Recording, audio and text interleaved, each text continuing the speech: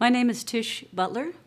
I was Tish Kelly when I joined USAID in 1977. And I'm Malcolm Butler, and I was Malcolm Butler when I joined originally the State Department in 1965. So that 10-year difference is part of our story. Our story is that we met in the fifth floor of the USAID building in Washington, and there was a big gap between our levels, but we had some work that we had to share. And a year later, we were married. Malcolm was assigned to be mission director in Bolivia, and the question was, what was Tish going to do? I think it was fairly recent, that the USAID had begun to consciously assign married couples to the same countries and the same programs. And so we were sort of at the point of the spear in some ways. I don't know the actual years, but it felt very much like it was a fairly new phenomenon at that time. That's very interesting, Tish, because, and I think it is true that there is a positive attitude toward tandem couples now, even though there are some real difficulties that attend being one or two parts of a tandem couple. Because I can remember when I joined the State Department, which is where I started in the Foreign Service, there were two elements that would be considered remarkable today. One is that part of an officer's evaluation was how well his wife was handling her social duties. And the other was that if two Foreign Service officers were to marry, one had to resign, and that almost always was the female.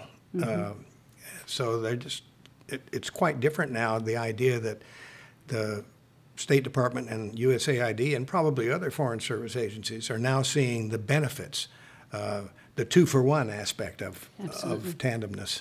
Right, absolutely. So our assignments were to Bolivia, Peru, Lebanon, the Philippines, and Guatemala. Malcolm was the deputy mission director or mission director in 4 of those 5 countries. And I started out as a junior program officer and worked my way up to senior levels.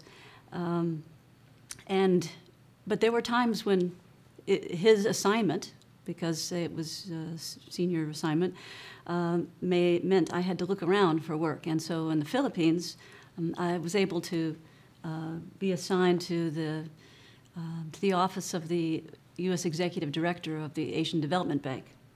So we had 4 years in the Philippines where I was doing development work, but it was not USAID. And our final engagement in Guatemala, Malcolm was already retired, and I was the deputy mission director and then acting mission director. So I think the reason that we are talking about this now is that our experience with USAID specifically over the last 40 years has been that it understands the benefits of tandem assignments. It now goes out of its way to be able to make it work for tandem couples, and there's great return for both the couple and the agency. And I think it's important that young people who are considering trying to join state or AID understand that this is a possibility, that they don't have to give up somebody who's important to them if they're both interested in foreign policy or international development. Yeah, I think that there are both there are practical reasons why tandem assignments are work to the benefit of the agency. One is that it's one education allowance, one travel allowance, one housing allowance. I mean, that's fairly obvious. But there maybe not so obvious is the fact that it's a recruiting plus. If you can get two highly motivated people who want to join the Foreign Service, it's absolutely a plus to be able to say, and we will do everything we can for you guys to work together. And I think that is, from my perspective, and I say this not only as a member of a tandem pair, but also having had tandem couples working for me and around me, that advantage is an important one. You would not be able to keep both those people in the Foreign Service if you were not prepared to be flexible on that point. And I think that there's another thing that's worth mentioning, which is that flexibility is required not only in the institutions, not only in the State Department and USAID in order to be able to accommodate this, but also occasionally and importantly with the couples. Mm-hmm. For example, we went to Peru and there was just not a job for you. There wasn't an international organization that you could join like you did with the ADB, Asian Development Bank. So you basically had to sit out 6 months until a position opened up that was right for you. I guess my bottom line is that the institutions have to be flexible, but the people also have to be flexible to make this work. Right. But reason that I think this is important as a message is that I was thinking about my career this morning before we came to speak to you, and I realize very deeply that it's not my career, it's really been our career.